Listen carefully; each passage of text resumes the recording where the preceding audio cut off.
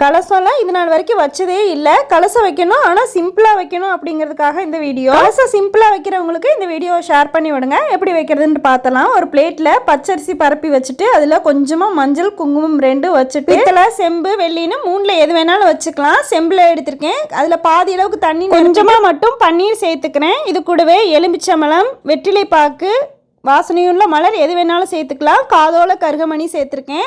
5 ஏலக்காய் சேர்த்துருக்கேன். இது கூடவே குன்றிமணி சேர்த்துக்கிறேன். நான் சேர்க்குற எல்லா பொருளுமே மகாலட்சுமி தாயாருக்கு பிடிச்ச பொருள். கோமதி சக்கரம் சேர்த்துக்கிறேன். குன்றிமணி கோமதி சக்கரம் நிறைய பேர்த்திட்ட இருக்கும், நிறைய பேர்த்திட்ட இருக்காது. கிராம்பு சேர்த்துக்கிறேன். இது கூடவே ஜாதிக்காய் சேர்த்துக்கிறேன். மாசிக்காய் இருந்தாலும் அதுவும் வந்து சேர்க்கலாம். விரலி மஞ்சள் சேர்த்துக்கிறேன். மகாலட்சுமி தாயாரும் பிள்ளையாரும் இருக்க மாதிரி பின்னாடி எந்திரம் இருக்க மாதிரி காயின் இருக்கு, அதை சேர்த்துக்கிறேன். இருந்துச்சுன்னா சேர்த்துக்கோங்க, இல்லாட்டி நீங்க காயின் மட்டும் சேர்த்துக்கோங்க. கொஞ்சமா பச்சை கற்பூரம், தங்கம் சேர்த்துக்கிறேன். தங்கம் எல்லார்கிட்டயும் இருக்கும் அப்படின்னு சொல்ல முடியாது.